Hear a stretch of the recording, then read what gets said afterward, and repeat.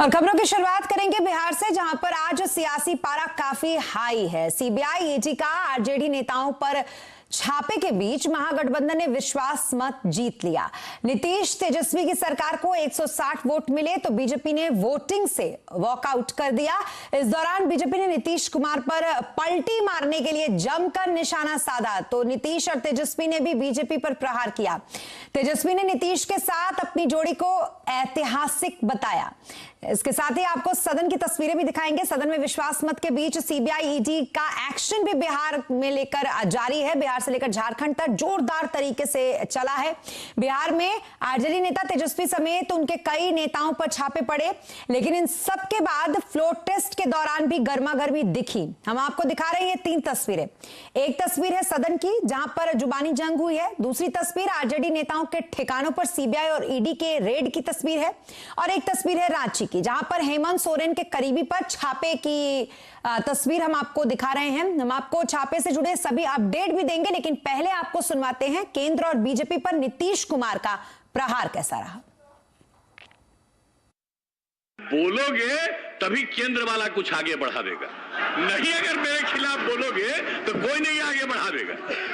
अब आप समझ लीजिए, हम तो नहीं थे तैयार।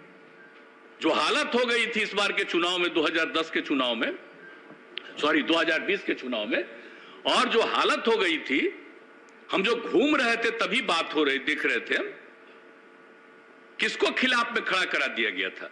सब चीज के बावजूद हमारे मन में कोई बात नहीं था, और हमने कहा था कि भाई नहीं, ज्यादा सीट आप जीते हैं, आपका बनना चाहिए। आज हम काम कर रहे हैं, तो आज आपको दिक्कत हो रहा है कि अलग हो गया। आप बताइए तो 2017 में हम अलग हो गए थे इनसे। अब बोलिए ना, इन लोगों के ऊपर जो किया गया, और उसके बाद 5 साल बीत गया, अब तो इन लोगों के पास कुछ नहीं है। जो उस समय कहा गया था इन लोगों के बारे में कि यही चीज है, और अब तो कुछ नहीं है। वहीं अपने ऊपर सीबीआई और ईडी के छापे को तेजस्वी ने बीजेपी का सियासी हथकंडा बताया। कहा कि उनकी छवि को बिगाड़ने की कोशिश की जा रही है। डर करके यहाँ सदन में सामना नहीं कर पा रहे हैं तो अपने तीनों जमाइयों को आगे कर दिया, चाहे सीबीआई हो, ईडी हो, इनकम टैक्स हो। बीजेपी को जो तमाचा लगा है तो फिर से अपने जमाइयों को आगे करेंगे। सीबीआई झूठ मूठ का झूठा केस बनाएंगे, और ये चालू रहेगा। ये मेरा कैरेक्टर बर्बाद करने का, परसेप्शन, इमेज जो है बर्बाद करने का इनका चलता रहेगा। तो हमने सदन में कहा कि इसमें तो पता चला, ये तो मेरा लेना देना नहीं, लेकिन इसमें बीजेपी के सांसद का कुछ है। तो वहीं बीजेपी नेता सुशील मोदी ने कहा है कि जिन लोगों पर छापेमारी हो रही है वो लालू यादव के अवैध व्यापार में शामिल लोग हैं।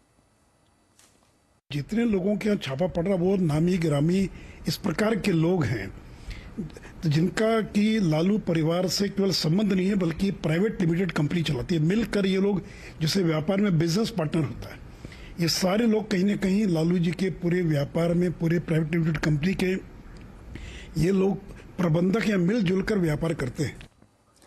यानी कि पूरे दिन की गर्मा गर्मी। और इस बीच बिहार से लेकर झारखंड में आज सीबीआई ईडी ने करीब 22 ठिकानों पर छापेमारी की है। सीबीआई की टीम ने बिहार में आरजेडी के 6 नेताओं के ठिकानों पर छापा मारा। इनमें 2 राज्यसभा सांसदों के अलावा पूर्व विधायक और आरजेडी के फाइनेंसर अबू दोजाना भी शामिल हैं। सीबीआई की टीम गुरुग्राम के एक मॉल भी पहुंची। बताया जा रहा है कि इस मॉल में तेजस्वी यादव का पैसा लगा है।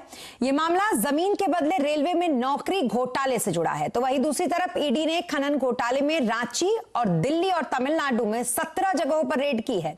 झारखंड के मुख्यमंत्री हेमंत सोरेन के करीबी रहे प्रेम प्रकाश के रांची स्थित घर से 2 AK-47 जब्त की गई। सीबीआई और ईडी की रेड पर ताजा जानकारी के लिए हमारे साथ है रांची से हमारे संवाददाता संजय सिन्हा। उनके पास चलते हैं और जानते हैं क्या कुछ अपडेट है। संजय, लगातार आप इस खबर पर बने हुए हैं, क्या कुछ अपडेट है इस वक्त आपके पास? देखिए, 14 घंटे से ज़्यादा हो चुके हैं। सुबह 5 बजे जो ईडी की कार्रवाई प्रेम प्रकाश के आवास से शुरू हुई थी, अभी 7 बजे से ज़्यादा का समय हो गया, लेकिन कार्रवाई जारी है।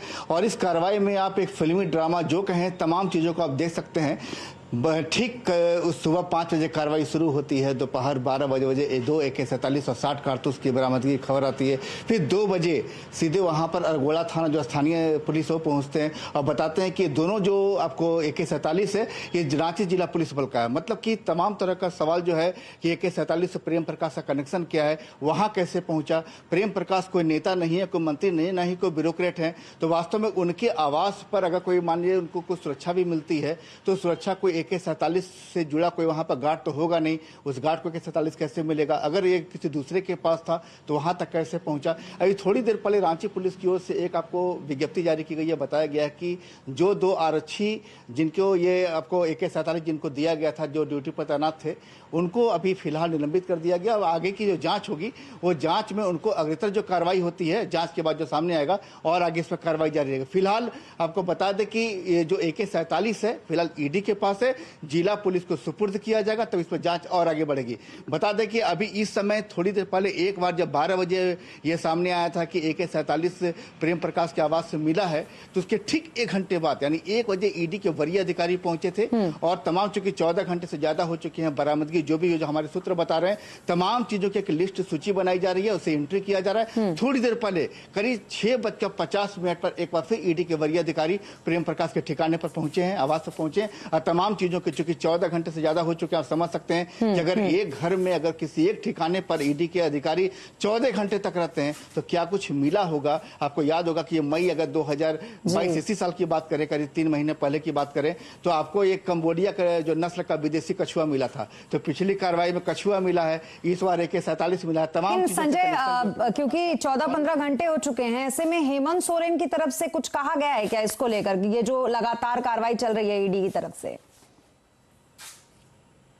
जी बिल्कुल, देखिए आप प्रेम प्रकाश के साथ साथ 2 CA पर भी कार्रवाई हुई थी, जिसमें एक जयपुरियार का नाम सामने आ रहा था। तो यहाँ बाकायदा JMM की ओर से प्रेस कॉन्फ्रेंस का आयोजन किया गया। बताया गया कि जो आपको CA हैं जयपुरियार, वो बाकायदा JMM के CA हैं, ना कि CM हेमंत सोरेन के CM हैं। बाकायदा JMM की ओर से सत्ताधारी पार्टी यहाँ पर उन्होंने खंडन किया है कि आप जिस बारे में चर्चा की जा रही है कि नहीं CM हेमंत सोरेन के CA नहीं है, मुख्यमंत्री के CA नहीं है, वो CA हैं तो JMM पार्टी के हैं। पार्टी का जो हिसाब किताब देखते हैं, बस ये JMM की तरफ से एक खंडन कर दिया, ये क्लैरिफिकेशन दिया गया। बहुत शुक्रिया तमाम डिटेल्स के लिए संजय आपका और तमाम अपडेट के लिए। तो ये तो रहा झारखंड का हाल, लेकिन बिहार का भी हाल समझेंगे, जहां पर लगातार गहमा गहमी बनी हुई है सौरभ से। सौरभ बताइए, बिहार में आरजेडी नेताओं पर CBI ईडी के छापे पर क्या कुछ अपडेट है? आज का दिन राजद के लिए अच्छा भी था और बुरा भी था। अच्छा इसीलिए क्योंकि उप मुख्यमंत्री तेजस्वी यादव ने नीतीश कुमार के साथ मिलकर बहुमत सिद्ध किया विधानसभा में, और बुरा इसीलिए क्योंकि 8 बजे से 25 ऐसे ठिकाने हैं बिहार और गुरुग्राम में जहां पे CBI ने रेड किया है। अगर बिहार की बात करें तो सुनील सिंह जो MLC हैं और विस्कोमान के चेयरमैन हैं, उनके यहाँ आज रेड हुआ है। उनके अलावा राज्यसभा सांसद फयाज़ अहमद और मिस्टर करीम जो हैं, उनके यहाँ पे भी रेड हुआ है। इसके अतिरिक्त एक बिजनेसमैन सुभाष यादव जो कि काफ़ी करीबी माने जाते हैं लालू प्रसाद यादव के, उनके यहाँ रेड हुआ।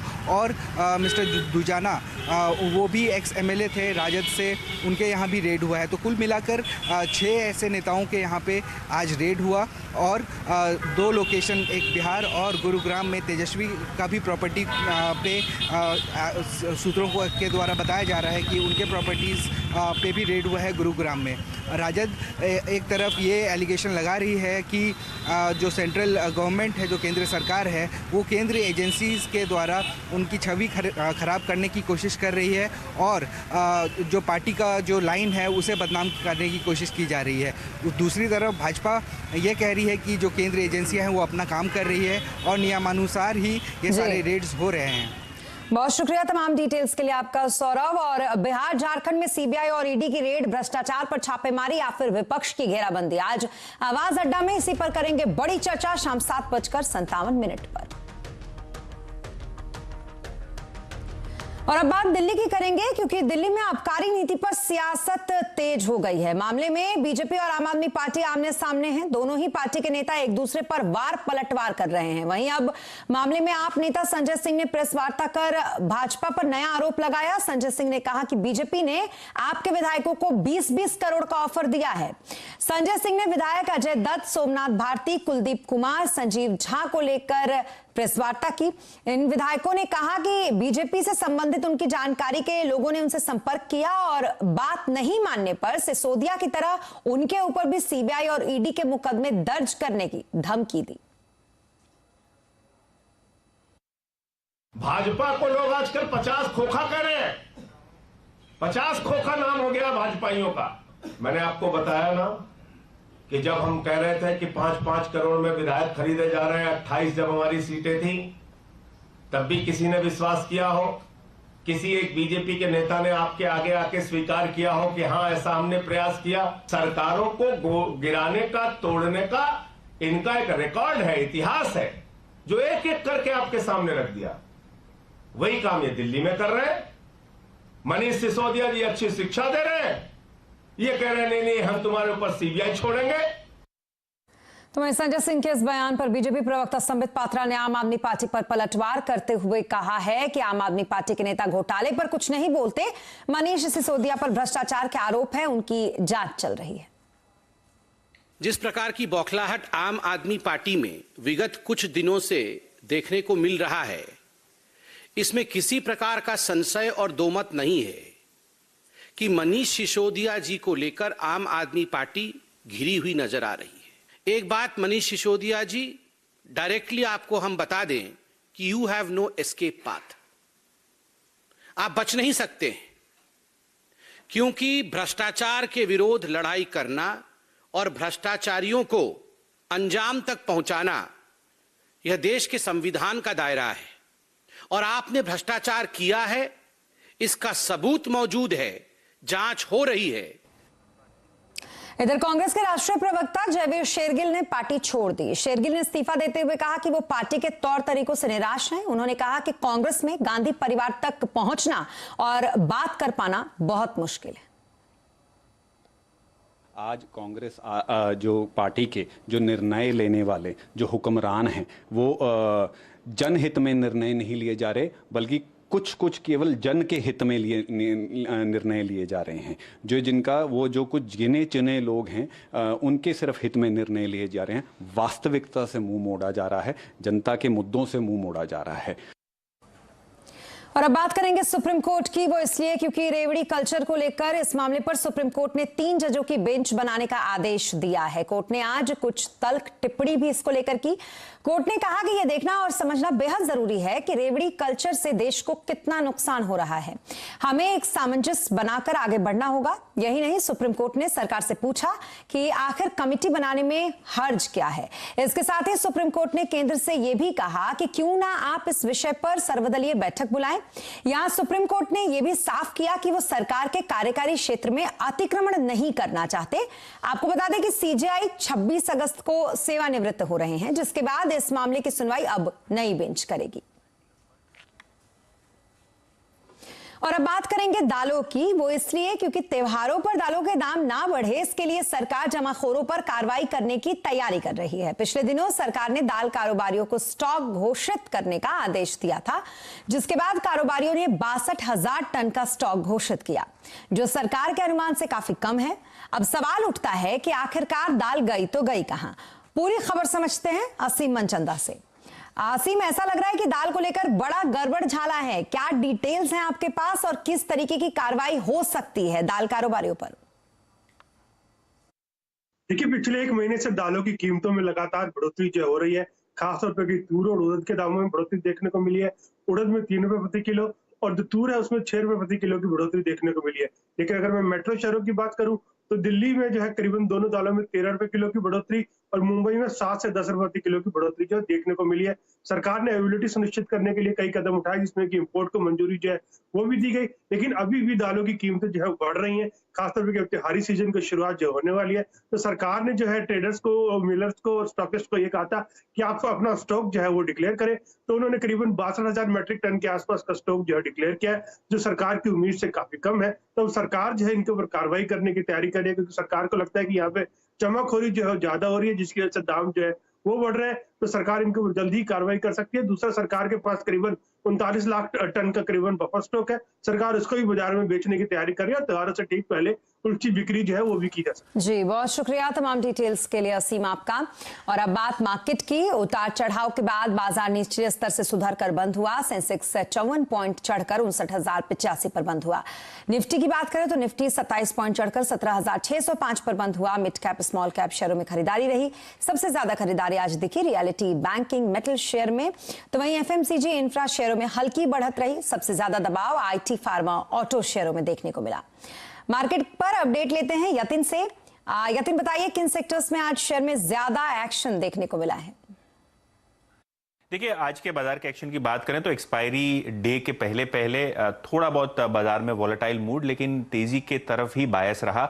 अगर हम निफ्टी गेनर्स की बात करें तो अपोलो हॉस्पिटल, इंडसइंड बैंक जैसे शेयर्स में लगभग 3% की तेजी और ओएनजीसी, आईसीआईसीआई बैंक जैसे हैवी वेट्स में लगभग 1.5 से 2% के बीच की तेजी देखने को मिली। लूजिंग एंड पे आईटी स्टॉक्स पे थोड़ा बहुत दबाव था, खास करके टीसीएस जहां आपने लगभग 1% का कट देखा। बीपीसीएल, टाटा स्टील और दिवीज लैब वो दूसरे निफ्टी के स्टॉक्स से जहां थोड़ा बहुत दबाव बना रहा।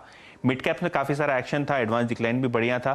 तो अगर हम बात करें एबीबी की तो लगभग 7% ऊपर। आईडीएफसी बैंक, सन टीवी जैसे शेयर्स में भी आपने लगभग 6 से 7% का गेन देखा। आरबीएल बैंक में भी आज 20% का अपर सर्किट आपने वायदे बाजार में जाता हुआ देखा। लूजिंग एंड पे थोड़ी बहुत profit taking emphasis Gujarat gas, HPCL में लगातार प्रेशर बनता हुआ दिखाई दे रहा है और फोर्टिस में लगभग 1.5% के कट्स आपको आते हुए दिखाई दिए। बहुत शुक्रिया यतिन तमाम अपडेट के लिए आपका। और वक्त एक ब्रेक का है, आगे बताएंगे मर्सिडीज बेंज की इलेक्ट्रिक सेडान।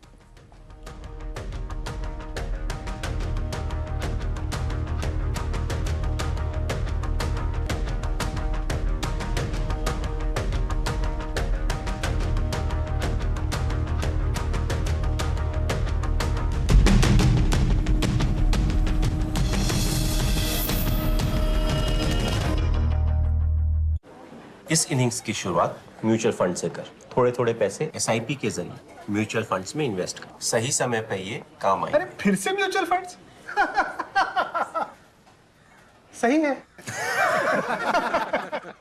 म्यूचुअल फंड निवेश बाजार जोखिमों के अधीन है। योजना से जुड़े सभी दस्तावेजों को ध्यान से पढ़ें। घर बैठे बैठे 20% डिस्काउंट मिलेगा, फिर भी बाहर जाऊँ? सॉरी, कहीं नहीं जाऊंगा। फार्म इजी ऐप पे जा सकते हैं। फार्म इजी पे मिलेगी हर ऑर्डर पे बड़ी सेविंग्स। अपने घर में स्ट्रॉन्ग क्या है और वीक क्या है चेक कर रहा हूँ। अरे जीनियस, अपना पूरा घर ही स्ट्रॉन्ग है, समझे? इसमें है Radha TMT 550D LRF। 550D LRF from Radha TMT, the DNA of a stronger nation. Sir, आपका कार इंश्योरेंस रिन्यू तो सेम कंपनी से करा लो ना। चिंटू, तेरी पैसे उड़ाने की आदत गई नहीं अब तक? मम्मा, PolicyBazaar.com पे 20 से ज्यादा कंपनीज के कार इंश्योरेंस कंपेयर करके खरीदो और पैसे बचाओ। सिंपल।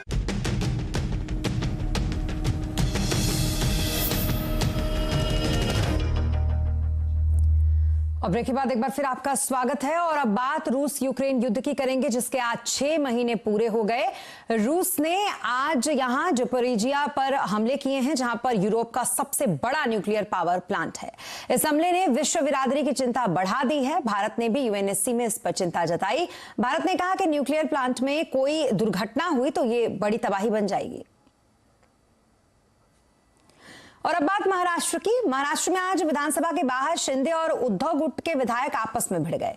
इस दौरान दोनों गुटों ने एक दूसरे के साथ धक्का मुक्की भी की। दरअसल महाराष्ट्र विधानसभा में मानसून सत्र चल रहा है, जहां सत्र की शुरुआत होते ही सत्ता पक्ष और विपक्ष के बीच हंगामा शुरू हो गया। उद्धव गुट के विधायकों ने शिंदे गुट के लिए 50 खोके एकदम ओके का नारा लगा रहे थे, यानी कि इस नारे की आड़ में शिंदे गुट पर 50 करोड़ लेकर बिक जाने का आरोप लगाया गया। वहीं महंगाई और किसानों के मुद्दे उठाने और सरकार से जवाब मांगने के लिए एनसीपी विधायक गाजर लेकर पहुंचे थे। इसके बाद ही गाजर को लेकर दोनों गुटों के बीच छीना झपटी शुरू हो गई और मामला इतना बढ़ गया कि दोनों दलों के वरिष्ठ नेताओं ने आगे आकर विधायकों को शांत कराया। इसके बाद ही सदन की कार्रवाई शुरू हो पाई। और अब बात करेंगे बॉलीवुड के शहंशाह अमिताभ बच्चन की, जो फिर से कोरोना पॉजिटिव हो गए हैं। ये जानकारी बिग बी ने खुद ट्वीट करके दी है। उन्होंने कहा है कि मैं कोरोना पॉजिटिव हूं। मेरी लोगों से अपील है कि वो जो भी लोग मेरे संपर्क में आए हैं कोरोना का टेस्ट जरूर करवा ले। बच्चन को अभी हॉस्पिटल में शिफ्ट किया गया है। स्वास्थ्य उनका बिल्कुल ठीक है। अमिताभ इससे पहले 2020 में भी कोरोना पॉजिटिव हो चुके हैं। और आज प्रधानमंत्री नरेंद्र मोदी ने देश को 2 बड़े अस्पतालों का सौगात दिया। प्रधानमंत्री ने फरीदाबाद में देश के सबसे बड़े अस्पताल अमृता अस्पताल का उद्घाटन किया। 6000 करोड़ की लागत से बना 130 एकड़ में फैला यह अस्पताल एशिया का अब तक का सबसे बड़ा प्राइवेट हॉस्पिटल है। इसमें 500 आईसीयू, कुल 2600 बेड हैं। इस अस्पताल को माता अमृता आनंदमयी मठ ने बनवाया है। इसके अलावा पीएम ने आज मोहाली के मुलानपुर में Bhabha cancer hospital and research centre का भी उद्घाटन किया। यह भी 300 बेड का एक विशाल कैंसर संस्थान है जिसे टाटा मेमोरियल ट्रस्ट ने बनवाया है। होमी भाभा कैंसर अस्पताल और रिसर्च सेंटर से पंजाब, हरियाणा के साथ ही हिमाचल प्रदेश के लोगों को भी लाभ होने वाला है। मैं आज इस धरती का एक और वजह से आभार व्यक्त करना चाहता हूं। पंजाब स्वतंत्रता सेनानियों, क्रांतिवीरों, राष्ट्रभक्ति से ओत-प्रोत परंपरा की ये पवित्र धरती है। और कांग्रेस पार्टी का यूट्यूब चैनल डिलीट हो गया है। कांग्रेस के official Twitter handle @INC India से इस बात की जानकारी दी गई। ट्वीट में लिखा गया है कि हमारा YouTube channel Indian national Congress delete कर दिया गया। हम इसे वापस लाने में लगे हुए हैं। हम गूगल यूट्यूब टीमों के संपर्क में हैं। हम कारणों की जांच कर रहे हैं कि यह टेक्निकल खराबी है या फिर सैबोटाज। उम्मीद है कि हम जल्दी वापस इसे कर लेंगे। और बात मर्सिडीज बेंज की। मर्सिडीज बेंज ने अपनी performance electric sedan car EQS 53 launch कर दी है। ये 0 से 100 किलोमीटर की रफ्तार महज 3.8 सेकंड में छू लेती है, जबकि इसकी टॉप स्पीड 220 किलोमीटर है। इसमें करीब 649 bhp पावर देने वाली 2 PCM मोटर लगा है। कार में 108 किलोवाट का light weight lithium oil battery pack लगा हुआ है, जो कि 200 kW DC फास्ट चार्जर से भी चार्ज कर सकते हैं। मर्सिडीज AMG EQS 53 की कीमत है 2,45,00,000 रुपए। और इसी के साथ इस बुलेटिन में फिलहाल इतना ही, लेकिन खबरों पर लगातार अपडेट के लिए आप बने रहें CNBC आवाज के साथ। नमस्कार।